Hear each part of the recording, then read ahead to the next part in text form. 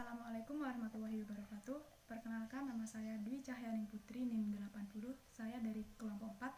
Di sini saya akan menjelaskan tentang pemanfaatan media komunikasi dalam PAUD atau dalam pembelajaran. Yang pertama, saya akan menjelaskan tentang pengertian media komunikasi dalam pembelajaran, dan yang kedua, saya akan menjelaskan tentang peran media komunikasi dalam pendidikan. Yang pertama, saya akan menjelaskan tentang pengertian media komunikasi dalam pembelajaran. Yang kita ketahui, media berasal dari bahasa Latin yakni medius, yang berarti tengah atau perantara. Yang secara lebih rinci, pengertian dalam proses pembelajaran diartikan sebagai alat grafis atau elektronik untuk menangkap informasi baik secara visual maupun verbal. Menurut Fleming tahun 1987, media merupakan alat turut campur tangan dalam dua pihak dalam proses pembelajaran. Sedangkan kata komunikasi berasal dari kata komunio yang berarti kebersamaan, persatuan, gabungan, atau pergaulan. Komunikasi pendidikan dapat diartikan sebagai komunikasi yang terjadi dalam suasana pendidikan. Media komunikasi dalam dunia pendidikan dikenal sebagai seperangkat alat yang dapat membantu guru untuk dijadikan sebagai penyampaian informasi dalam kegiatan pembelajaran kepada peserta didik. Media berperan sebagai alat bantu bagi guru dalam menyampaikan materi kepada anak didik. Begitu pula media berperan bagi anak didik dalam mempermudah pemberian materi yang diberikan oleh gurunya. Media pembelajaran yang disediakan oleh guru merupakan salah satu bagian dari media komunikasi, karena di setiap media pembelajaran mengandung maksud dan tujuan tertentu. Contohnya misalkan dalam kehidupan kita, seperti saat ini karena merebaknya virus COVID-19, pemerintah menganjurkan untuk setiap sekolah atau setiap pendidikan tinggi menganjurkan siswanya untuk belajar di rumah. Dengan seperti ini, media komunikasi sangat berperan penting sekali dalam komunikasi dalam belajar mengajar antara guru dan murid. Contohnya dalam PAUD, yakni misalkan guru dapat berkomunikasi dengan wali murid melalui menanyakan bagaimana belajar anaknya di rumah melalui aplikasi WhatsApp ataupun dengan cara SMS ataupun dengan telepon.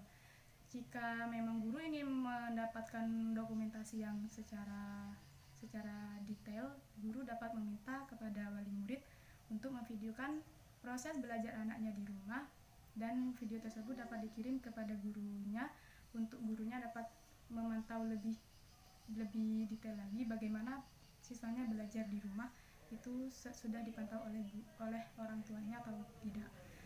Dan jika di luar PAUD, misalkan di SMA, guru dapat memberikan tugas kepada siswanya dan dapat mengirimkan tugas pemberian materi itu kepada siswanya melalui grup di WhatsApp maupun aplikasi yang telah disediakan oleh sekolah di Google misalkan. Dan di dunia modern seperti ini, media komunikasi sangat berperan penting sekali, karena di era modern ini tidak jauh dari yang namanya media komunikasi dalam pembelajaran, karena media komunikasi sangat berperan penting sekali dalam dunia pendidikan untuk era modern seperti saat ini. Yang selanjutnya saya akan menjelaskan tentang peran media komunikasi pendidikan. Menurut Arif Sadiman tahun 1993, beliau berpendapat bahwa peran media komunikasi terbagi menjadi beberapa golongan. Antara lain, yang pertama, memperjelas penyajian materi agar tidak terlalu bersifat verbalis atau dalam bentuk kata-kata tertulis maupun lisan. Yang kedua, mengatasi keterbatasan ruang, waktu, dan daya indera. Misalkan yang pertama, objek yang terlalu besar digantikan dengan gambar atau melalui bingkai atau grafis. Yang kedua, misalkan objek yang terlalu kecil dapat ditampilkan melalui proyektor agar gambar yang disajikan itu terlihat lebih jelas dan lebih besar. Yang ketiga, gerak yang lambat atau terlalu cepat dibantu dengan time-lapse. Yang keempat, kejadian atau peristiwa yang terjadi pada masa lalu dapat ditampilkan kembali melalui rekaman video dan lain-lain. Yang kelima, objek yang terlalu kompleks, misalnya seperti mesin, dapat disajikan dengan model dalam bentuk model, diagram, dan lain-lain. Yang keenam, konsep yang terlalu luas, misalkan seperti gunung berapi, gempa bumi, dan lain-lain sebagainya, dapat divisualkan atau dapat disajikan dalam bentuk film, bingkai, gambar, dan lain-lain. Yang peran media komunikasi yang ketiga yang selanjutnya yaitu dengan menggunakan media pendidikan secara tepat, sikap pasif anak didik dapat diatasi. Yang keempat, memperbesar perhatian siswa. Yang kelima, meletakkan dasar penting untuk perkembangan belajar sehingga membuat pelajaran lebih mapan dan menyenangkan. Yang keenam, memberikan pengalaman nyata dan dapat menumbuhkan kegiatan berusaha di kalangan siswa. Yang ketujuh, menumbuhkan pemikiran yang teratur dan kontinu, terutama melalui gambar. Yang kedelapan, membantu tumbuhnya pengertian yang dapat membantu perkembangan kemampuan bahasa. Yang kesembilan, memberikan pengalaman yang tidak mudah diperoleh dengan cara lain. Yang kesembilan, memberikan pengalaman yang tidak mudah diperoleh dengan cara lain. Yang kesepuluh, meningkatkan mutu pendidikan dengan membantu guru menggunakan waktu belajar secara baik. Yang kesebelas, memberi dasar pengajaran yang lebih ilmiah dengan menyajikan program pengajaran secara logis dan sistematis. Yang kedua belas, meningkatkan terwujudnya kedekatan belajar karena media teknologi dapat mengurangi jurang pemisah antara pelajar di kelas maupun di luar kelas. Yang terakhir adalah memberikan penyajian pendidikan lebih luas, terutama melalui media massa. Sekian presentasi dari saya, pemaparan materi tentang pengertian media komunikasi dalam pembelajaran dan peran media komunikasi dalam pendidikan.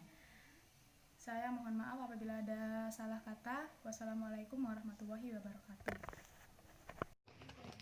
Assalamualaikum warahmatullahi wabarakatuh. Perkenalkan, nama saya Indah Wiatdewi, NIM saya 90, saya dari kelas C.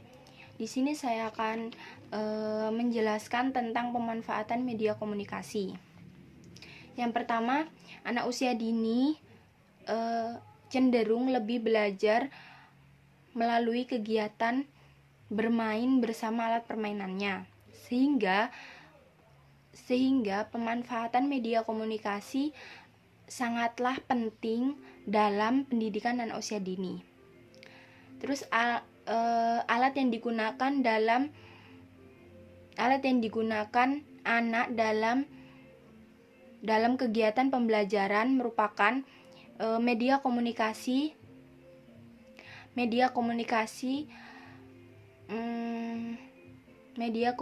yang dijadikan perantara oleh guru dalam menyampaikan informasi kepada peserta didik. Terus menurut Azhar Arsyad ada beberapa manfaat media komunikasi. Yang pertama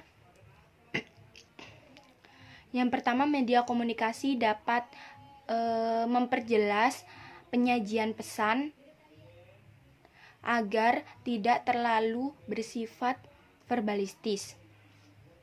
Terus yang kedua, mengatasi keterbatasan ruang, waktu, dan daya indera. Yang ketiga dengan menggunakan media komunikasi secara tepat dan bervariasi, yaitu dapat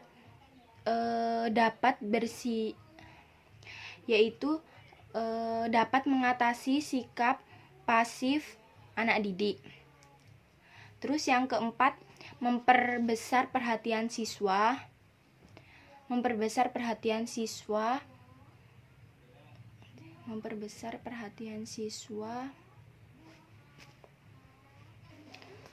Yaitu yang keempat, memperbesar perhatian siswa karena media yang digunakan harus menarik, baik dari segi warna, ukuran,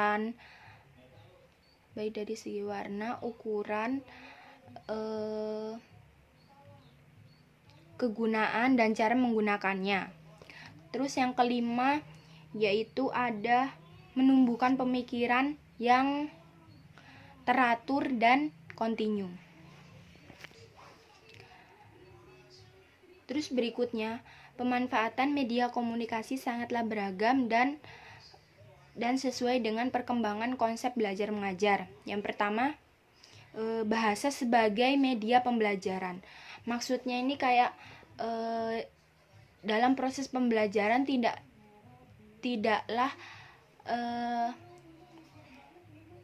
tidaklah dengan media pembelajaran saja, tetapi juga bisa melalui bahasa, seperti bahasa verbal ataupun bahasa nonverbal. Terus yang kedua, media sebagai alat bantu mengajar. Contohnya ini seperti kayak media sebagai alat bantu mengajar. Kayak dalam kegiatan mengajar kita kayak kita mengenalkan bangun ruang terhadap peserta didik. Jadi kita menggunakan alat bantunya itu kayak seperti balok, kayak seperti media balok seperti itu. Terus yang ketiga, media sebagai alat peraga.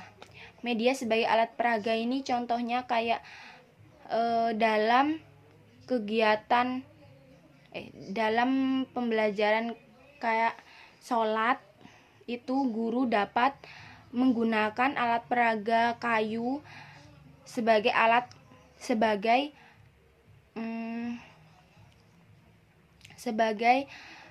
contoh sholatnya. Terus selanjutnya di sini ada menurut Arsyad tahun 2007 tentang nilai-nilai media komunikasi pendidikan antara lain. Yang pertama yaitu meletakkan dasar-dasar yang konkret untuk berpikir. Terus yang kedua memperbesar perhatian siswa. Terus yang ketiga meletakkan dasar yang penting untuk perkembangan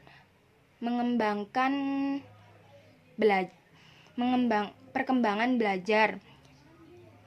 Terus yang keempat yaitu memberikan pengalamannya nyata, dan yang kelima menumbuhkan pemikiran yang teratur. Terima kasih. Assalamualaikum warahmatullahi wabarakatuh. Assalamualaikum warahmatullahi wabarakatuh. Perkenalkan, nama saya Indah Ramadhani, NIM 109. Di sini saya akan menyampaikan materi tentang prinsip pemanfaatan media komunikasi dalam PAUD. Yang pertama, media yang digunakan harus memiliki tingkat keamanan dan kenyamanan yang tinggi. Jadi, baik itu media komunikasi ataupun media pembelajaran untuk anak usia dini harus memiliki tingkat keamanan dan kenyamanan yang tinggi. Media tersebut tidak boleh terbuat dari bahan-bahan yang berbahaya yang dapat menyebabkan anak itu alergi, iritasi, ataupun terluka. Jadi sebisa mungkin media itu terbuat dari bahan yang lembut dan lunak.